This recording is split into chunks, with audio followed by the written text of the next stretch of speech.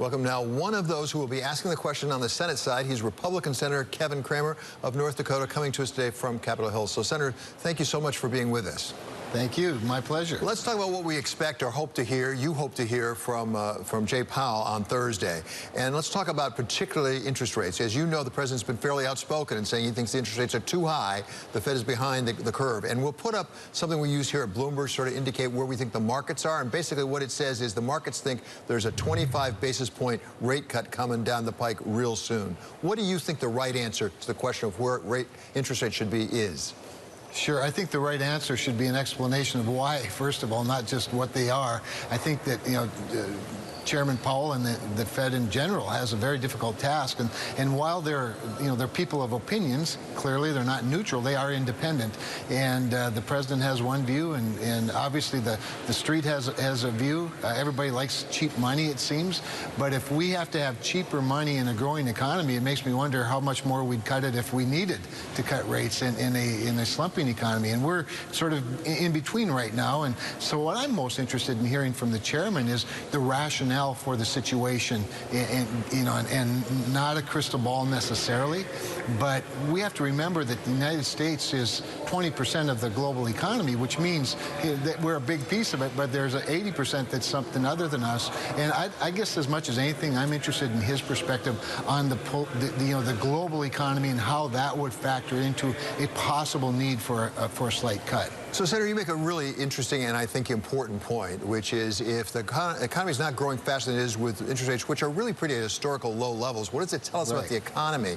How concerned should we be about the role that central banks, not just the United States, but around the world, but specifically the Fed, is playing in the economy? We seem to become dependent upon the Fed to get us through. Boy, you've nailed it, David. It's been my concern for a long time.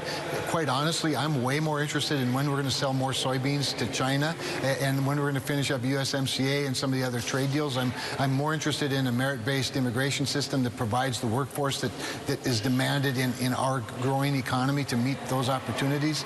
I'm way more interested in how we put more people to work and developing, creating more things right here in the United States. Those fundamental issues are where I tend to hang out. And I frankly worry that our market, especially, that when we look at the economy, so many people look at, first of all, the stock markets, and then they look at monetary policy.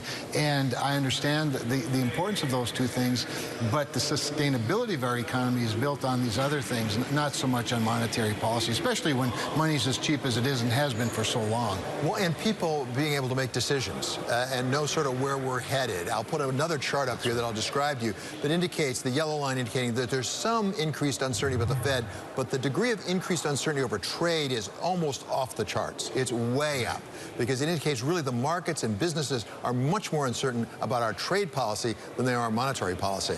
What can we do to bring some uncertainty so that, for example, companies can invest? Well, right on point. So the first thing we can do is get to the USMCA and ratify that here in the United States. Mexico, interestingly, and maybe somewhat ironically, has taken the lead and already done that. We know that discussions are taking place in Canada. We know that Canada, I think, would like to do things more in sync with the United States as we move forward, but that ball is in the hands of the Speaker of the House right now, and she's got her hands full. Let's face it. I don't often defend Nancy Pelosi, but she's got a difficult job, but she's got an important responsibility, and I think we have to get that across the finish line. The sooner the better. And then I think you'll see that optimism come back, that your line is reflecting the pessimism right now. I think you'd see that become more optimistic. Obviously, some of these other deals, we got good news yesterday out of the USDA that while China's soybean purchases are obviously way down, the soybean purchases in the European Union are up. Grain purchases are up. Small grain purchases are up across the globe. Corn purchases by Mexico and Japan are up. So we're seeing some good news, but we need that big news break, and I think China is key to that. And we'll put up some figures here that will be familiar to you for the people of North Dakota specifically, the extent to which there's really a lot of imports, exports with Canada, referring to the USMCA, that successor to NAFTA. I understand it's in the Democrats' court, so to speak, but is there anything that you Republicans can do to bring them along? Because they have some specific concerns, for example, on enforcement. Are there areas where you can help them a little bit so they can get to yes? Yeah, that's a great question. The problem we have is with the TPA, the TPA authority that the president negotiated this deal with, there's not a lot of room for changing the deal. So then you have to look at what are the things we can do as a country on enforcement, as an example. I think enforcement's always been the problem with NAFTA, with most of our trade deals. But it's not so much the mechanism as it is how the United States uses that mechanism. So many times, because we're the capitalists, we're the ones that like the free markets, we treat these trade deals like everybody has a free market, and we tend not to enforce as much as other countries, or at least not to impose enforcement mechanisms. So I think that's a legitimate concern they have. To the degree we can help them with that, I'd like to be able to do that. I will tell you this, I share some of their concern over how the pharmaceutical issue was treated in the USMCA, and if there's some way that we can be more in sync with Canada and Mexico rather than forcing them to be more in sync with us with regard to the protections for the pharmaceutical side, I think that would be a major breakthrough, and I think if a few Republicans could reach out and help encourage that along, maybe that would be the type of breakthrough we need. But I guarantee you, David, that Democrats and their constituents are better off if we ratify USMCA just as it is, rather than not do it. So I think we also have to help them understand that the reality of the situation is we gave the administration this authority through TPA. That means we give a straight up or down vote. We don't get to renegotiate it. But to the degree we can fiddle around the fringe a little bit, I think we ought to be, we ought to be about it. Senator, we've been discussing this on the merits, as it were, without regard to the politics. We do have an election coming up in 2020. Is time a wasting to sort of get this resolved, the USMCA, before we get into the election, or is it already too late? Well, I don't think it's already too late, David, although I would tell you if Democrats want to avoid President Trump having a good deal, the sooner the better, because, there's another incentive we could help them better understand. If, in fact, you don't want him to have a victory, then let's give him the victory at least as far away from the election, the re-election as possible. But there's plenty of incentives for Democrats politically to get USMCA done as well, because it's a better deal for labor, it's a better deal for small business and manufacturing.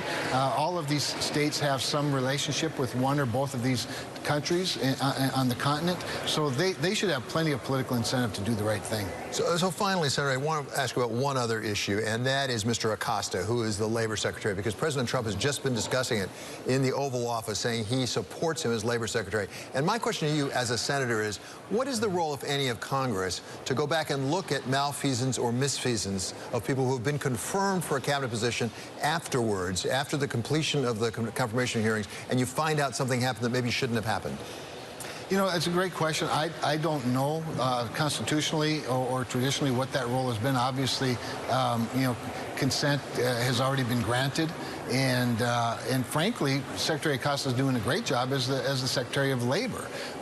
That said, the president himself has said previously that he's looking into it, that they'll look into what happened in Florida, whether this was a bad plea deal that he arranged or agreed to or not, and whether or not that would have an impact. Obviously, the circumstances in front of us are so awful. I don't think you can describe them in harsh enough terms to describe what he's been accused of and the description of it. But I think right now, obviously, this ball is in the president's hands. Okay. Thank you, Senator, so much. Really appreciate you spending time with us today. My pleasure. That's Anytime. Senator Kevin Cramer, Republican of North Dakota. Now we